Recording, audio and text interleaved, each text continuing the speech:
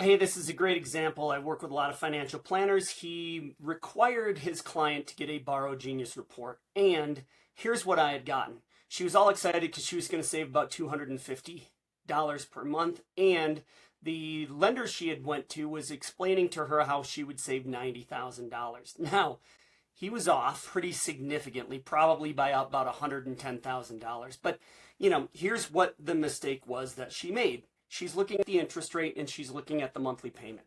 That's how most commission-based loan officers are going to sell you their loans, is because they don't really have the right data or the right numbers, and they get people to focus on two things: the interest rate and the monthly payment, and nothing more.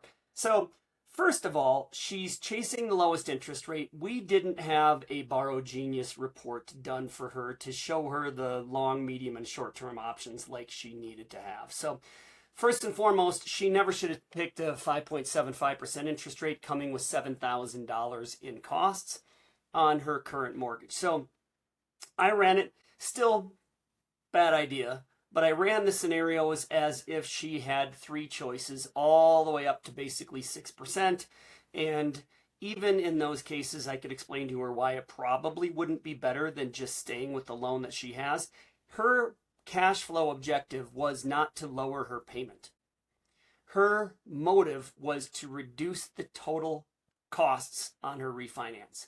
She doesn't need better cash flow. She simply just wants her overall costs to decrease. So that's really important to know. Now, when I got them to 90 grand, I can tell you how he came up with that number. He essentially said, okay, well, if you're going to save $250 a month and your mortgage is 30 years long, that's $90,000 in savings.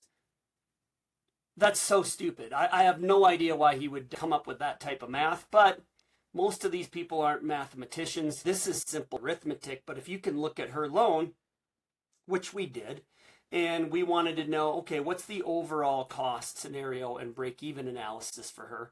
Here's what she's got. She's at a loan balance of about $224,000 at 7%, but she's got about 24 years left. So in this scenario, it was spinning it back to 30 years. So that's a problem right there, because the total amount of interest, even with the interest rate being lower, spreading it back out over 30 years, doing a refinance instead of a rate reduction, is the main mistake that this woman is going to make. She can easily afford the $1,600 a month.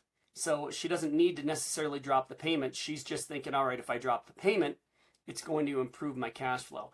Now, secondly, it's only $187 a month in interest, because she's spinning that loan back to a 30-year term, even though the interest rate is over 1% lower.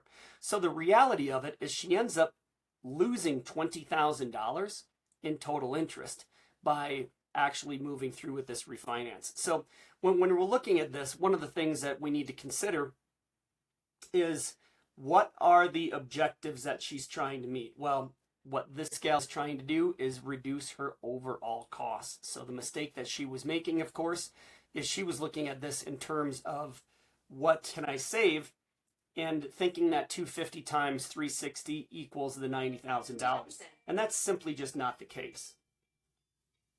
So look at this. She's actually going to pay an extra 20 grand in interest, and she'll be in debt longer, actually 6 years. And the loan she has right now is free. By refinancing this loan, she's incurring a lot of costs just to chase that lower interest rate, which isn't saving her any money. So good news is she was able to get a Borrow Genius report and make a decision that saved her from a $20,000 plus mistake. So that's it. That's why this is so important. It's free. Pick one up. Go to refi-smart.com. Go to borrowgenius.com and upload a statement and get the real truth in lending, the real numbers that matter most.